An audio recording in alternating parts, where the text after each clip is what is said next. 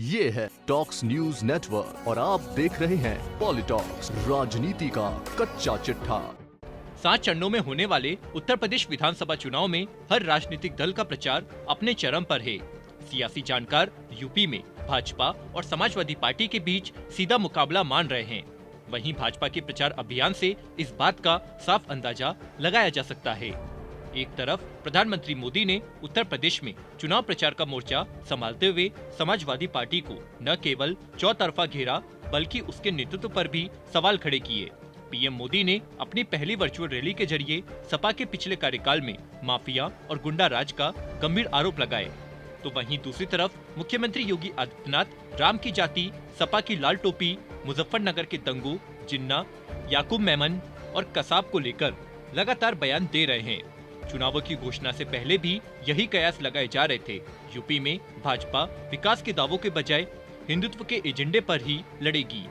अब बीजेपी दिग्गजों की बयानबाजी के बाद सियासी जानकारों का कहना है कि भाजपा का चुनाव प्रचार भगवान और मुसलमान के आसपास ही आकर टिकता दिख रहा है। उत्तर प्रदेश में भाजपा एक तरफ यह दावा कर रही है कि उसकी डबल इंजन की सरकार ने इतना काम कर दिया है कि राज्य के लोग खुद ब खुद बीजेपी को वोट देंगे, लेकिन दूसरी ओर भाजपा इन उपलब्धियों की बजाय सांप्रदायिक ध्रुवीकरण कराने वाले मुद्दों पर ही वोट मांग रही है। पार्टी के स्टार प्रचारक और उत्तर प्रदेश से भाजपा के सबसे बड़े नेता राजनाथ सिंह ने कहा कि उनको समझ नहीं आ रहा है कि क्यों जिन्ना का मुद्दा उठाया जा रहा है। जिन्ना की बजाय गन्ना की बात होनी चाहिए। जिस दिन राजनाथ सिंह ने यह बात कही, उसके अगले दिन ही मुख्यमंत्री योगी आदित्यनाथ ने ट्वीट करके समाजवादी पार्टी पर हमला किया और कहा कि वे जिन्ना के अनुयायी है और हम सरदार पटेल के उपासक हैं। योगी ने यह भी बता दिया कि वे और भगवान राम एक ही जाति के हैं। आपको बता दें, हाल ही में बीजेपी के फायर ब्रांड नेता और मुख्यमंत्री योगी आदित्यनाथ ने मथुरा के छाता में एक जनसभा को संबोधित किया। इस दौरान योगी ने सपा पर निशाना साधते हुए कहा कि इनकी टोपियां लाल दिखाई पड़ती है क्योंकि ये मुजफ्फरनगर दंगों में खून से सनी हुई है। इनकी टोपियां राम भक्तों के खून रंग से सनी हुई है। समाजवादी पार्टी की सरकार में दंगा हुआ करते थे। सपा की सरकार में सबसे पहला दंगा कोसी में हुआ था।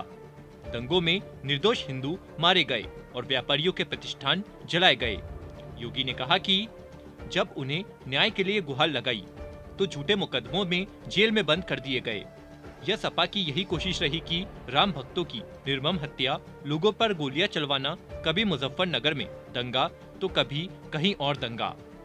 वहीं ऐसे में सियासी गलियारों में इस बात की सबसे बड़ी चर्चा है कि डबल इंजन की सरकार की उपलब्धियां इतनी हैं, तो जिन्ना का जिक्र करने की क्या जरूरत है।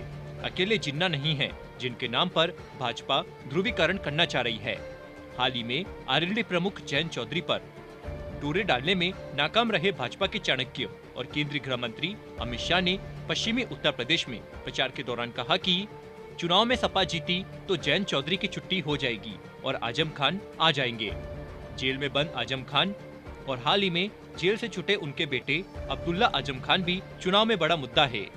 वहीं भाजपा के राष्ट्रीय प्रवक्ता संबित पात्रा ने तो यह भी आरोप लगाया कि सपा अध्यक्ष उत्तर प्रदेश के आगामी विधानसभा चुनाव के लिए अपने उम्मीदवारों के नाम इसलिए नहीं घोषित कर रहे हैं क्योंकि अगर मुंबई बम धमाकों के आरोपी याकूब मेमन को फांसी नहीं हुई होती तो अखिलेश याकूब को भी उम्मीदवार बना देते और कसाब को स्टार प्रचारक के रूप में उतार देते। भाजपा प्रवक्ता ने सपा को मुसलमान परस्त पार्टी बताने के लिए पाकिस्तान भाग गए याकूब मेमन और मुंबई हमले में फांसी पर लटका दिए गए कसाब को भी प्रचार में घसीटा और कहा कि सपा का वश चले तो वह याकूब मेमन और कसाब को भी टिकट दे दे। ऐसे में चुनाव से पहले लगे कयासों पर मुहर लगती नजर आ रही है कि भाजपा अपने विकास के दावों को छोड़ पूरा प्रचार भगवान और मुसलमान दंगों के इतिहास के भरोसे चल रही है। PoliTalks bureau UP. ये है टॉक्स न्यूज नेटवर्क और आप देख रहे हैं पॉलिटॉक्स, राजनीति का कच्चा चिट्ठा।